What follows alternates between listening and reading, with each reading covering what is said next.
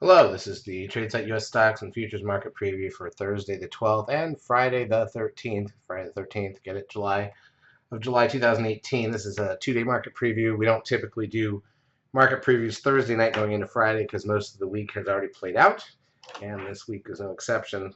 Wednesday was kind of a dud as far as I'm concerned. We had a great day Monday and Tuesday. We were batting 100% on our stock picks. Futures were good Monday. They didn't do much Tuesday. Wednesday morning, we did do well with the futures, but then we had a lot of stock calls, and they all looked good, and not one of them triggered. That's how flat the market was. So it wasn't much to do. Let's look at the ES front month futures contract, the daily chart of the broad market and futures form, and nothing really new here to look at. So let's just go through the majors, and then we'll look at the intraday action and talk about what's left in terms of economic data and anything else for the week ahead. So here's crude oil, which actually dipped quite a bit down to 70.52 on Wednesday.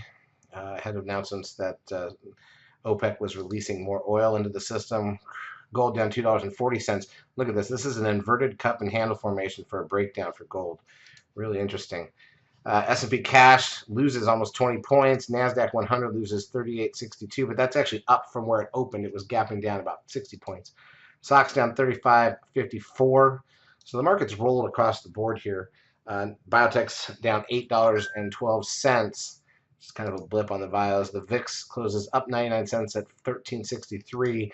The trend, very high reading for what we've seen of late, 1.65. So that puts that 10-day moving average back at 1, which is nowhere near a sell signal.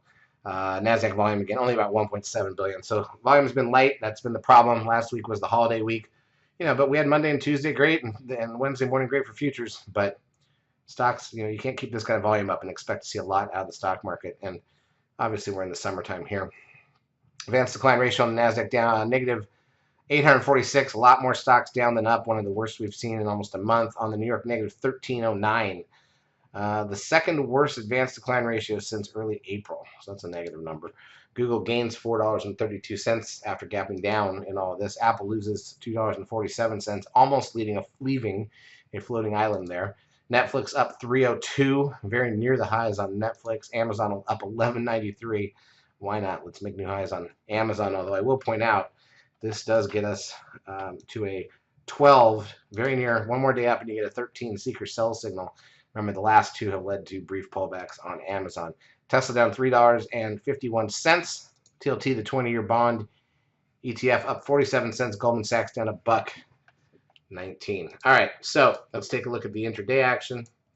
5-minute candles. So you can see after a very flat day on Tuesday and a pretty flat day on Monday, we gapped down on Wednesday, tried to rally a little bit early.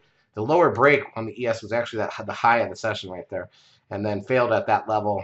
Tested and swept the lows, banged around a bit over lunch, swept the lows one more time for 10 minutes, coming out of lunch, but came right back in.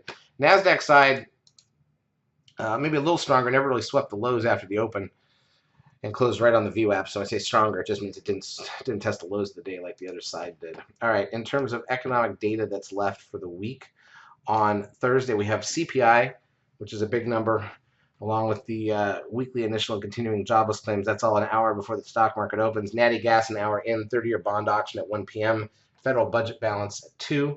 Friday, import-export prices, preliminary University of Michigan sentiment, and then the Fed monetary policy report at 11 a.m. So there's a couple things left this week that could still move the market, and obviously the tariff talk is what's rattling things at this point.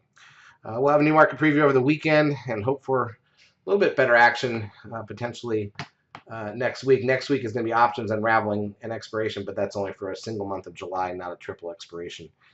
We don't have any holidays until Labor Day, so all of August is open. We have two and a half weeks here left of July, and then August, and then Labor Day weekend at the end of what's traditionally summer.